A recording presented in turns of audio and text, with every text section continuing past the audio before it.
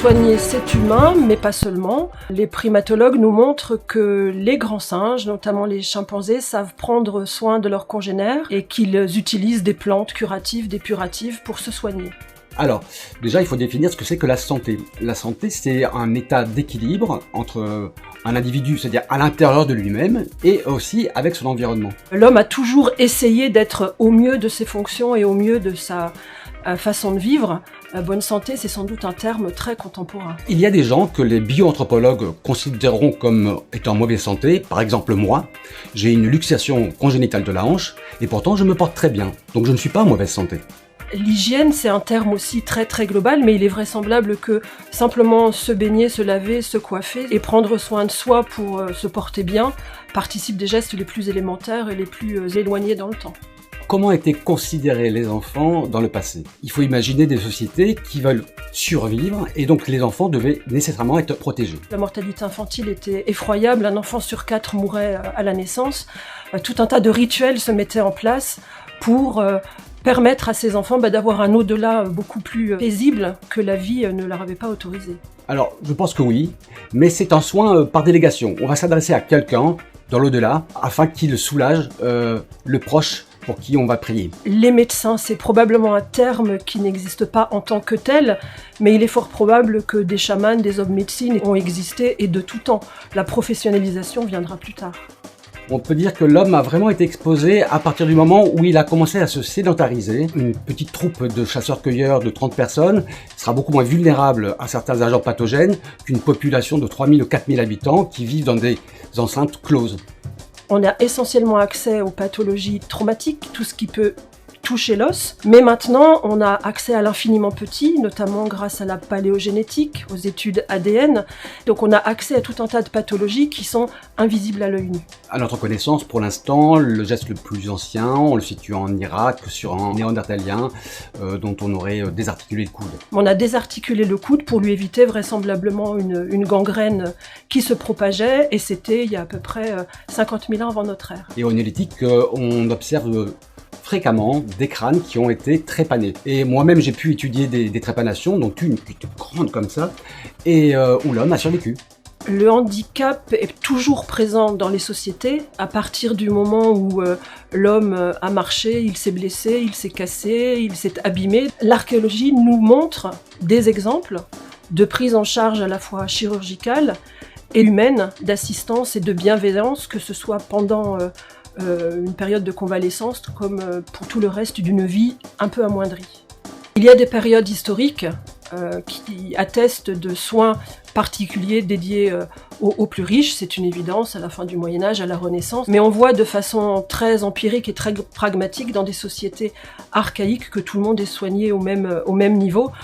Ce sont souvent des liens d'homme à homme. Soigner, ça commence par un coup de main, faire une tisane. Il n'y a pas forcément besoin d'avoir accès à un IRM et à une technologie de pointe très onéreuse. Parfois, ça passe par quelque chose de très très simple. Il y a un médecin hongrois qui a appris simplement aux sages-femmes à se laver les mains avant de pratiquer un accouchement. Eh bien, figurez-vous que ça a révolutionné la démographie historique. Que ce qu'on appelle un peu vite la maladie mentale ne peut pas avoir sa place ailleurs que dans une société. Alors, d'abord, la définition maladie, est-ce que c'est le bon mot pour désigner un développement psychologique particulier? Peut-être oui, peut-être pas oui. Folie, ça veut dire tout ce qui n'est pas moi, puisque vous êtes d'accord pour dire que je suis le seul à ne pas être fou, puisque je pense bien, moi, et que tous ceux qui ne pensent pas comme moi sont fous. Alors, délirer, ça veut dire sortir du sillon, délira. Donc moi, je suis dans le bon sillon, et tous ceux qui ne travaillent pas comme moi sont dans le mauvais sillon. Donc vous voyez que les définitions, l'objet de la psychiatrie est un objet incroyablement hétérogène, incroyablement mal défini, et pourtant, il y a des gens qui souffrent d'un monde mental particulier, qui les adapte ou qui les désadapte du réel, et qui fait souffrir autour d'eux. Puisqu'on sait maintenant que quand il y a une schizophrénie dans une famille, quand il y a un Alzheimer dans une famille, il y a dans la même famille 4 fois plus de dépression que dans la population générale. Donc on n'est pas malade mental tout seul, même si l'expression de malade mental, j'arrive pas à la définir. Alors voilà. Preuve en est la trépanation. La trépanation, c'est une intervention chirurgicale qui se pratique toujours aujourd'hui. On pratique un trou dans le crâne pour soulager un œdème que l'on peut avoir, une sorte d'échymose que l'on peut avoir sur la dure mère, c'est-à-dire elle est comprimée contre le crâne, donc on procède à un petit trou avec un trépan pour soulager et permettre d'avoir pas de migraine, pas de vertige, pas d'hémiplégie, etc. Ce geste de la trépanation, c'est un fil conducteur depuis le néolithique. Au néolithique, contemporain du précédent, un membre du groupe avait des migraines, avait des vertiges, et là aussi, un sachant, guérisseur ou guérisseuse, chaman ou homme médecin, a pris la décision. Alors il ne s'est pas dit « je vais soulager son cerveau, la dure mère est compressée, etc. » Mais si on regarde l'ethnologie, on a fait chasser les esprits malfaisants qu'il y avait dans la tête. C'est un peu ça l'idée. On procède à une perforation pour faire chasser le mal. Mais on est dans la même démarche qui est celle du XXIe siècle. Je vous laisse imaginer une trépanation par grattage, par raclage, par perçage au silex. Voilà. Il est évident que nos guérisseurs, chamans, etc., connaissaient des pharmacopées. Il est heureux qu'ils connaissent les herbes qui sont totalement illicites de nos jours, les champignons hallucinogènes. On a accès à cette pharmacopée dans certaines tombes, un petit peu conservées, soit dans des terres gelées, soit dans des terres très très sèches. On trouve de l'opium. Donc on a forcément une caste, une catégorie d'individus qui, au sein de la communauté, ont ces savoirs, les savoirs de la pharmacopée. Et je pense qu'un bol de verveine ne suffit pas à faire subir et à supporter une trépanation. Donc vous voyez ce crâne de vache à droite, c'est un crâne de vache trépané. Alors quand ils ont néolithique, quand ils ont trouvé cette vache trépanée, la première chose qu'ils se sont dit, c'est pas une trépanation, c'est un sacrifice. On sacrifie un bovin. Quand on sacrifie un bovin, ça ne fait pas ces traces d'outils. Donc l'impact, là on sait comment on sacrifie un bovin, un animal, etc. La seule hypothèse restante, au vu de ce qu'on connaît sur les crânes humains, c'est que la vache a été trépanée. Alors, menons l'enquête. Est-ce que notre groupe de néolithique a voulu soulager les migraines d'un vieux bovin du cheptel ? Ou alors, vieux bovin du cheptel a-t-il servi à se faire la main en mode expérimentation animale ? Les archéozoologues penchent pour cette hypothèse, c'est-à-dire le sachant d'un groupe s'est dit la vache est âgée, et voilà, peut-être elle ne donne plus de lait, ne fait plus de veau, etc. Elle n'a plus d'intérêt. On va tester les outils, le savoir-faire, etc.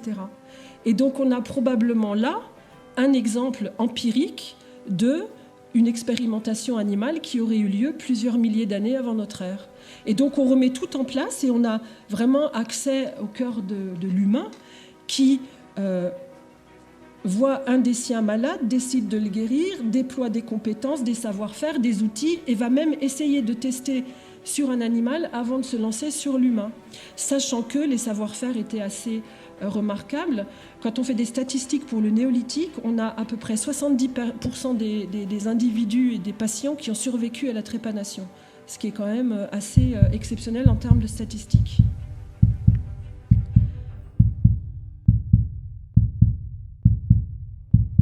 Alors, on peut commencer en Égypte. On va faire un grand voyage dans le temps et dans l'espace. Et vous avez ici une stèle funéraire assez classique qui représente le nain Sénèbe, qui est marié à une prêtresse d'Hathor et représenté avec femme et enfants de façon classique. Aucun focus sur sa pathologie, c'est simplement une famille qui est enterrée et représentée à l'égal des autres dans le caveau funéraire en Égypte. Qu'à Sparte, à Athènes, les enfants qui naissaient mal formés passaient devant le conseil des anciens et on disait surtout pas à l'idéal de la beauté, on les précipitait dans le fameux le gouffre des apothèques. C'est un vrai gouffre qui existe au pied du Péloponnèse et des collègues grecs l'ont fouillé. Il n'y a pas l'ombre d'un squelette de bébé déformé, mal formé, handicapé. En revanche, mes collègues archéanthropologues, dans toutes leurs nécropoles grecques, ont leur lot de sujets infirmes, boiteux, amputés, appareillés, réparés, avec des pathologies congénitales. Donc il faut bien imaginer que l'idéal aristotélicien de la beauté athénienne et spartiate, c'est dans les écrits, c'est pas au quotidien. Il faut imaginer que les familles grecques accueillaient de la même manière un enfant mal formé sans qu'il passe au conseil des anciens et qu'il soit exclu du groupe. On va au musée du Louvre sur un vase, un skyphos du IVe siècle avant notre ère, et où une procession classique dionysiaque avec des hommes et des femmes ivres qui dansent tout autour du vase est représentée. Et on a un petit satyre qui participe de cette procession et qui est représenté avec un membre inférieur qui doit être atteint de polio, qui est beaucoup plus affaibli que l'autre et qui est entouré autour d'un bâton qui lui sert à se déplacer. Mais quand on est gaulois et qu'on a dans sa famille une vieille femme qui est atteinte d'une myosite ankylosante, vous voyez l'os comme il est boursouflé, comme il est dégradé, comme il est synonyme d'une pathologie invalidante pour les membres inférieurs. Et voyez la tombe, on est à Bobigny, à côté de l'hôpital Avicenne, où une grande nécropole gauloise a été trouvée, et cette femme-là était enterrée dans la posture qui était la sienne de son vivant. C'est-à-dire avec les membres inférieurs, un petit peu comme le mérovingien de Pontocobo tout à l'heure, les membres totalement remontés et repliés. Et vous voyez qu'il y a une tige en fer, une seconde tige en fer, qui sont représentées à droite. Alors, le mobilier gaulois, en général, c'est des bijoux, c'est des épées, c'est de la céramique, parfois un animal. On ne sait pas ce que c'est. En fait, ce sont des tiges en métal qui ont été installées pour maintenir une sorte de corset engainant. C'est-à-dire que quand on découvre une tombe comme ça, on va garder le sédiment. Vous voyez, on a fouillé, et on met la terre qu'on enlève des eaux dans des seaux, et on garde tout pour le livrer au spécialiste qui va étudier les graines, qui va étudier l'infiniment petit. On fait des lames minces, on les passe sous le microscope. Et nos collègues nous ont dit qu'il y avait des traces de paille, qu'il y avait des traces de laine, qu'il y avait des traces de cuir, et donc ces objets métalliques non périssables maintenus. Et il est vraisemblable que ces contemporains, ses proches, comme elle était en souffrance, qu'elle s'affaissait, lui ont fabriqué une orthèse, un corset, de briques et de broc. Le forgeron a fabriqué ces tiges-là en recyclant du métal. On a mis de la paille pour qu'elle soit le plus confortable. Et comme c'était spécialement dédié à sa pathologie, elle a été enterrée avec, ce qui est tout bénéfice pour les archéologues, puisqu'on a retrouvé cet objet improbable. On l'a appelé une orthèse, un corset, on ne sait pas trop. Ça pouvait servir à la transporter ou à la maintenir un petit peu rigide pour éviter qu'elle s'affaisse, ce qui est le propre de cette pathologie. Donc vous voyez l'ingéniosité incroyable des hommes qui cherchent toujours, en déployant leur savoir-faire contemporain, à inventer, à bidouiller, mais avec beaucoup de créativité et d'empathie, de quoi soulager la pathologie invalidante de l'une des leurs, sachant que c'est une femme âgée, je vais être là aussi abrupte, elle n'a pas d'intérêt premier dans la société gauloise où chacun doit être un petit peu rentable. Elle ne peut pas surveiller les enfants, elle ne peut pas s'occuper du feu, mais tout le monde, les savoir-faire ont été déployés par ses proches pour l'aider et la soulager. Hippocrate voit un homme être un peu confus, pousser un cri, tomber, convulser, se mordre la langue, uriner sous lui, convulser, et puis quelques minutes après, il se relève complètement souriant, complètement apaisé. Voilà le phénomène que tout le monde peut voir. Et l'explication de ce phénomène, Hippocrate dit d'emblée, ça vient du cerveau. On voit César, c'est notre empereur. Il est beau, il est autoritaire, il est en train de faire le triomphe de Rome, et puis tout d'un coup, il fait une crise d'épilepsie. On ne peut pas dire qu'il est possédé par un démon, on ne peut pas dire que ça vient du cerveau. Comme il se mord la langue à chaque fois, on lui met un bâton dans la bouche dès qu'il commence à avoir ces symptômes, donc il ne se mord pas la langue parce qu'il mord le bâton, d'où l'origine de l'expression du bâton de maréchal, il convulse, il revient, c'est vrai, hein, il convulse, il revient à lui, et on interprète ce qu'on a vu de nos yeux vus, on l'interprète en disant, c'est donc le haut mal, il a été visité par les dieux. Et évidemment, il a été visité par les dieux, il est empereur. Alors, donc, l'idée que cette illustration clinique vous propose, c'est que pourquoi est-ce qu'Hippocrate a dit ça vient du cerveau? Il n'avait pas d'électroencéphalogramme.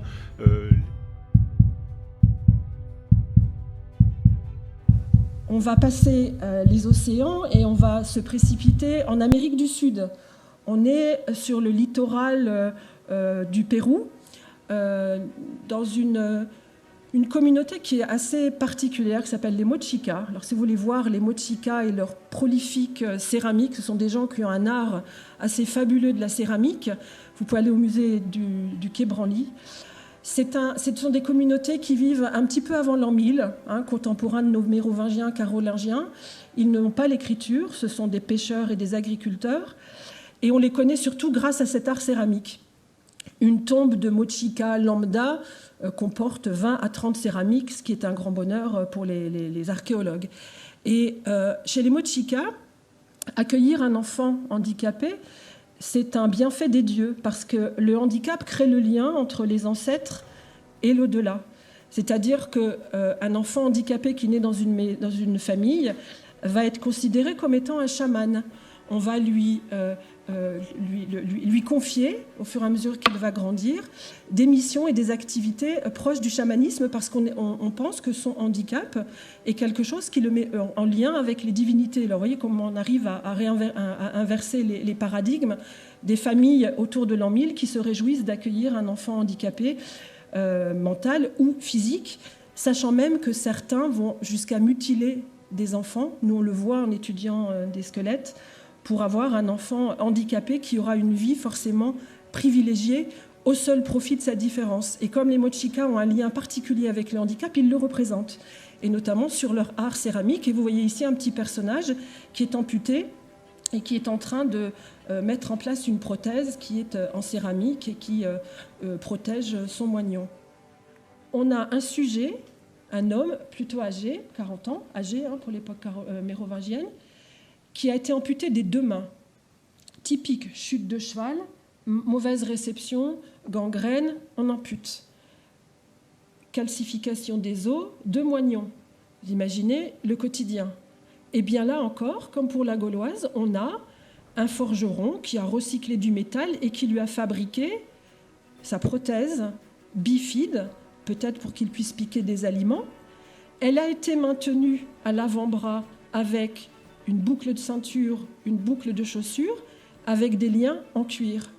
Alors vous imaginez bien qu'au 7e siècle à Cutry, il n'y a pas un catalogue de prothèses et on choisit tel type de prothèse pour le double amputé des mains. Et là aussi, on se replace dans le contexte, une industrie, une société beaucoup basée sur le métal. L'inventivité d'un forgeron qui a fait au plus simple et de façon empirique. L'un a dû donner une boucle de ceinture, l'autre une boucle de chaussure. Il faut imaginer que le métal est rare, on recycle, on fait fondre et on recycle. Donc c'est quand même un don. On perd, entre guillemets, une dotation en métal assez importante pour lui fabriquer cette prothèse. Et bien là aussi, composante culturelle, on réécrit l'histoire, et on a quelqu'un en souffrance, un accident de vie, et sa communauté qui le prend en charge. Autre type d'inclusion, le village, la paroisse. Ici, on est à l'époque carolingienne et c'est un lieu bien particulier puisqu'on est sous le parc Disney. Le parc Disney, grand lieu de fouilles en archéologie préventive, qui a livré une nécropole carolingienne de plus de 1000 sujets. Et au sein de ces 1000 sujets, regroupés par famille, des adultes, des enfants, des espaces de circulation, donc une lecture vraiment du monde des défunts assez exceptionnelle, on a retrouvé plusieurs sujets handicapés. Vous avez à droite une femme dont les membres inférieurs ont été amputés de façon bilatérale. Vous voyez que l'os a cicatrisé et qu'elle a survécu avec ses 2 moignons. Je reprécise, on est dans les plaines de Brie, un petit peu avant l'an 1000, dans un village qui n'est pas spécialement riche, ce qui veut dire que elle a souffert d'une pathologie, une chute, peu importe, probablement des membres qui ont été gangrénés. Elle a été amputée avec des outils et des instruments en métal. Elle a survécu, elle a une convalescence sans doute longue, elle a survécu, elle a vieilli tranquillement. Elle a été inhumée à l'égal des autres. Donc, vous voyez ce seul squelette, ce qu'il veut dire. Il veut dire à la fois un accident de vie, une prise en charge, des soins, une maîtrise d'intervention chirurgicale, des instruments dédiés et une vie un peu diminuée, mais qui se poursuit parmi les siens et un enterrement au sein de sa famille. Voilà ce qu'on peut décrypter en trouvant cette a pris en charge, on a soulagé. Et ayons quand même un regard sur le passé un petit peu optimiste. Toutes les religions, les 3 religions du livre ont su accueillir le handicap avec des façons différentes de le faire. Elles ont su prendre en charge celui qui était différent. Alors, j'ai plus l'habitude de fouiller des contextes médiévaux chrétiens. Avoir un matricule, chacun sait ce que ça veut dire, un matricule, le commissariat, l'hôpital. En fait, ça vient des grandes abbayes du Haut Moyen-Âge où le matricule, c'était le numéro que l'on donnait aux indigents, aux infirmes, aux vulnérables qui ne pouvaient pas se nourrir, qui ne pouvaient pas travailler et auxquels on délivrait un pain et de quoi manger en échange de leur matricule. La charité va s'organiser. Dans l'islam, l'islam a inventé les hôpitaux psychiatriques. Vous voyez, le handicap mental n'est pas accessible à l'archéologie, forcément. Tout ce qui est cognitif, mental, etc., nous est totalement inaccessible. En revanche, dans les textes, on peut savoir que le premier hôpital psychiatrique est né à Bagdad au 7e siècle. L'islam est très attentif aux esprits qui s'égarent. Et les grands savants, plus tard, comme Averroès, comme Avicenne, vont travailler sur les pathologies, non seulement pour guérir les malades, pas simplement les isoler parce qu'ils font peur, comme nous on a fait en Occident. On a mis à côté parce que le handicap mental fait peur. En terre d'islam, on a voulu guérir et on a inventé la musicothérapie, l'équithérapie, la zoothérapie. On a essayé de guérir ces maladies. Il y a des traités de psychiatrie qui sont absolument fabuleux et c'est pas intéressant de le formuler comme tel. Dans ces hôpitaux psychiatriques autour de l'an 1000, on est un petit peu après Charlemagne, on accueillait les hommes et les femmes, les juifs, les chrétiens et les musulmans, les pauvres, les riches, les soldats. Tout le monde était accueilli au seul prétexte de son dérangement mental et non en fonction de ce qu'il était. Il y a vraiment des textes magnifiques qui sont faits sur les hôpitaux psychiatriques en terre d'islam. Donc, soulager, prendre en charge, c'est évidemment quelque chose qui est lié à la religion, mais qui va être aussi laïque après. Louis XIV a créé les Invalides pour accueillir, regrouper tous les mutilés des guerres et des nombreuses guerres qui ont généré tout un tas de personnes handicapées depuis les guerres de la Renaissance, depuis François Ier. Donc, alors, l'idée, je vous ai décrit un grand voyage dans le temps qui est extrêmement positif. Je ne vous ai montré que ce qui va bien, forcément. Mais la règle générale, c'est qu'on ne regarde pas le passé avec des lunettes roses en se disant comme c'était mieux avant et comme c'est pas bien au XXIe siècle, on ne sait pas accueillir, on ne sait pas recevoir, on ne sait pas faire avec ceux qui nous sont différents. La règle générale, et gardons-nous d'être naïfs, c'est que dans un groupe, que ça soit un groupe de 10 néandertaliens ou une grande paroisse urbaine du Moyen-Âge, c'est que quand ça va bien, quand il fait beau, quand on a à manger, quand on est bien dans sa maison, ça va bien aussi pour les plus vulnérables du groupe. C'est-à-dire que la solidarité s'exerce dans les temps cléments. En revanche, une bonne guerre de 100 ans, une bonne famine, un bon incident météorologique, forcément on se crispe un petit peu, il y a moins à manger, et les personnes vulnérables vont être rapidement considérées comme des bouches inutiles. Et ce paradoxe on le lit aussi bien en archéologie qu'à travers l'histoire. Donc c'est pour ça que, de règle générale, je vais vous dire que spontanément, le handicap, et encore ce terme, il ne veut rien dire, hein, pour un néolithique ou un homme du Moyen-Âge, handicap, ça ne veut rien dire. Tous ceux qui ont des lunettes ou tous ceux qui ont des appareils auditifs étaient considérés comme handicapés. Donc tout le monde est handicapé en puissance, tout le monde est différent de son voisin. Il n'y a pas ces curseurs de handicap. C'est à partir du XVIIIe siècle, au prétexte d'éduquer, on a isolé et on a considéré les personnes comme étant inférieures. C'est-à-dire qu'en voulant enseigner aux sourds, on a regroupé tous les sourds. En voulant enseigner aux aveugles, on a regroupé tous les aveugles. Et en fait, on a exclu du champ du quotidien, quel qu'il soit, village, paroisse, tous ceux qui étaient différents. Et ça, c'est une autre histoire, mais encore, elle n'est pas inintéressante puisqu'elle va donner nos comportements à nous. Donc, le handicap, c'est un curseur social et c'est un curseur économique parce que, là encore, quand on est dans une famille aisée avec un enfant tétraplégique, on va savoir, on va connaître l'abbaye qui va pouvoir l'accueillir, etc. Forcément, ce sera moins, je ne vais pas dire ce sera plus facile, mais c'est moins contraignant d'être handicapé dans une riche famille urbaine du Moyen-Âge qu'au fin fond de la Brie, dans des maisons en bois avec peu de confort. Le handicap a toujours été un curseur économique et social, bien évidemment.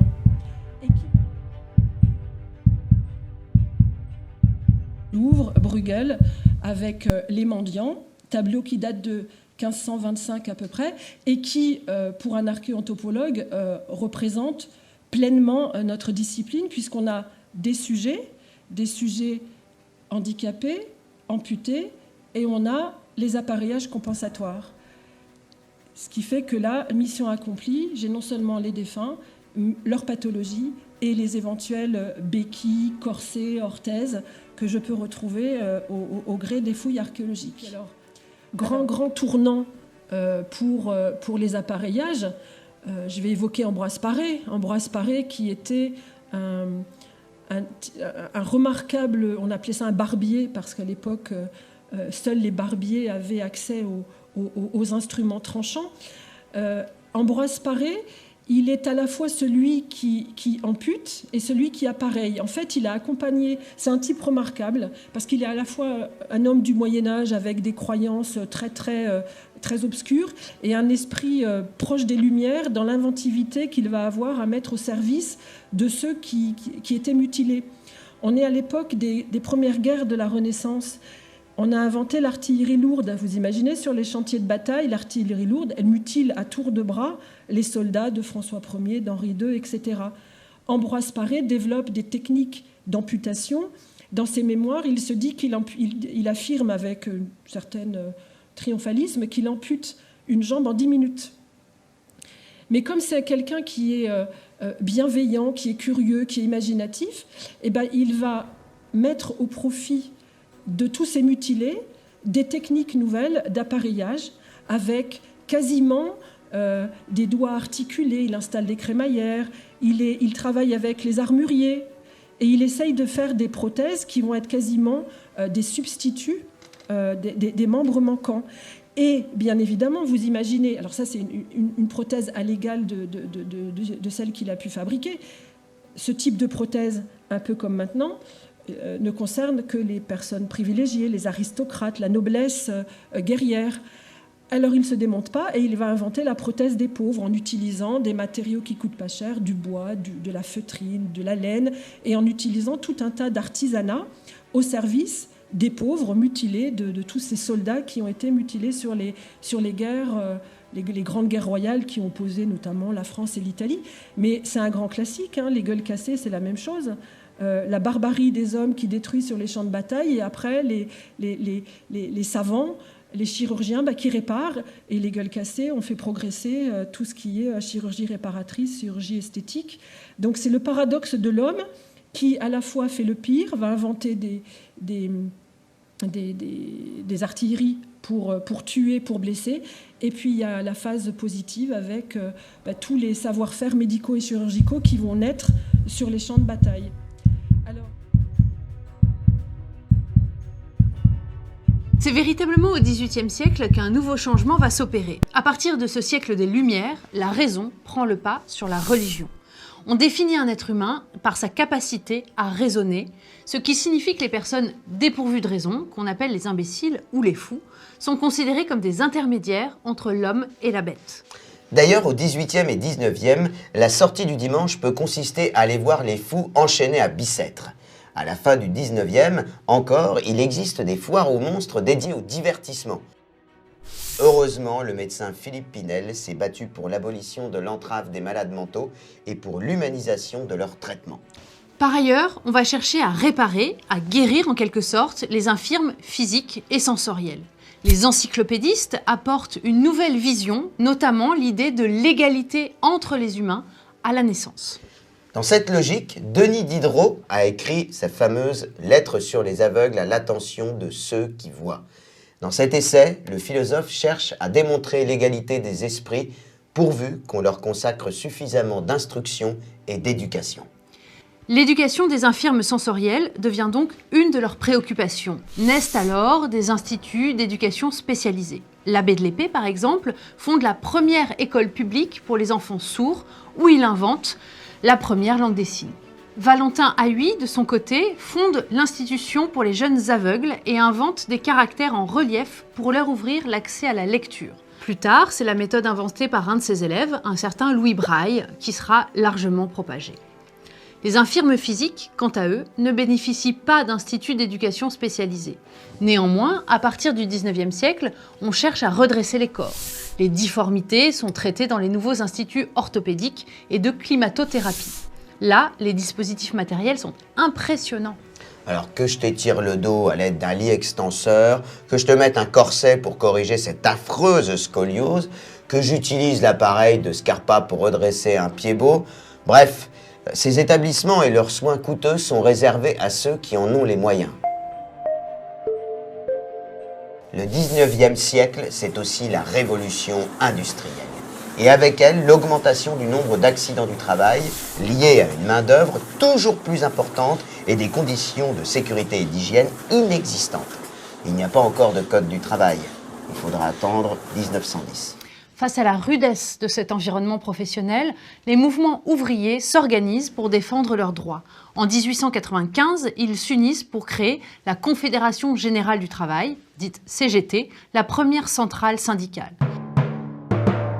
Puis, en 1898, une loi est enfin promulguée en France pour reconnaître et indemniser les accidentés du travail. Mais ce qui va véritablement bouleverser la perception et la prise en charge de l'invalidité, c'est la Première Guerre mondiale.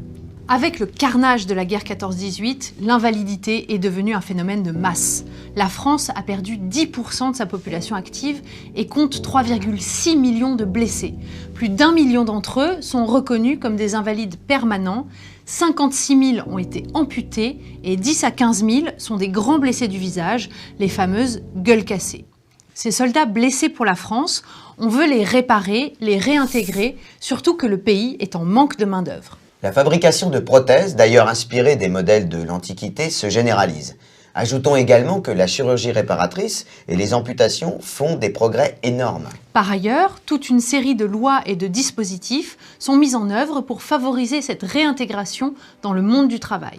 Des centres de rééducation professionnelle sont créés pour enseigner un nouveau métier à ces soldats atteints de dommages physiques. Et peu à peu, ces centres accueillent aussi tous les infirmes civils. Ajoutons tout de même que pour les dommages psychologiques, les médecins restent assez démunis. Cette volonté d'insertion professionnelle est également portée par les personnes handicapées elles-mêmes. Pour elles, le travail est un moyen d'être autonome et de s'émanciper. C'est aussi au début du XXe siècle que naissent certaines grandes associations de défense des droits des personnes handicapées, que l'on connaît aujourd'hui comme l'ADAPT, créée par Suzanne Fouché, ou encore l'Association des paralysés de France, fondée par André Tranois. Mais la guerre de 39-45 impose une parenthèse dans l'évolution de l'intégration des infirmes et des invalides. Durant cette sombre période, une politique d'élimination des enfants puis des adultes handicapés est pratiquée par le régime nazi, qui va bien au-delà de l'exposition de l'Antiquité. On dénombre entre 200 000 et 250 000 victimes. Si l'Allemagne devait avoir 1 million d'enfants par an et se défaire des 700 ou 800 000 les plus faibles d'entre eux, il en résulterait peut-être au final un accroissement général de notre force, a déclaré Adolf Hitler en 1929. Dans l'immédiate après-guerre, la création de la sécurité sociale favorise la prise en charge des soins et de la réadaptation des personnes handicapées. Dans les années 1950, le secteur du travail protégé se développe. Ce sont des ateliers ou des entreprises où travaillent des personnes handicapées qui ne sont pas adaptées au monde du travail ordinaire. Je dirais plutôt pour lesquels le milieu de travail ordinaire n'est pas adapté. C'est vrai. C'est effectivement ce que les personnes handicapées revendiquent aujourd'hui, selon cette idée que le handicap n'existe pas en soi, mais apparaît si l'environnement n'est pas adapté et accessible à tous. Si la notion de charité puis du devoir d'assistance a prévalu depuis le Moyen-Âge, au XXe siècle, c'est l'idée d'intégration sociale et professionnelle des personnes handicapées qui prime. Pour accompagner ce changement de perception, le vocabulaire s'adapte aussi. Vous l'aurez remarqué, depuis tout à l'heure, on utilise le mot handicap. Désormais, on définit et on dénomme les personnes handicapées. Ainsi, au fil des années, les législateurs successifs adoptent des lois pour faciliter l'insertion professionnelle des personnes handicapées. Ces lois tentent de favoriser également l'inclusion et même l'égalité des chances entre tous les citoyens. C'est le principe de la loi dite handicap de 2005, fondée sur la non-discrimination et le droit à la compensation. Cette loi introduit par ailleurs le trouble psychique comme origine possible d'un handicap. Donc on vient de le voir, la définition de handicap et de personne handicapée ouvre des droits, mais d'un autre côté, cela enferme dans une identité, celle d'une personne porteuse d'une déficience. Une identité dans laquelle les personnes concernées ne se reconnaissent pas aujourd'hui et dont elles veulent se détacher pour être considérées comme des citoyens, point. Alors quel est le bilan de ce voyage dans le temps ? Est-ce que vous pensez que nous avons accompli quelques progrès dans l'inclusion des personnes handicapées ? Bien sûr que oui. Sur le plan de la compensation et sur le plan médical, nous avons considérablement progressé et nous progresserons encore. Sur le plan de l'inclusion, c'est-à-dire de l'acceptation de l'autre dans sa différence, n'avons-nous pas quelques enseignements à retenir de nos ancêtres ? Est-ce qu'on ne pourrait pas espérer vivre enfin dans une société inclusive qui propose un rôle et une place à tous ceux qui sont fragilisés ? Je ne veux pas être identique aux autres, non.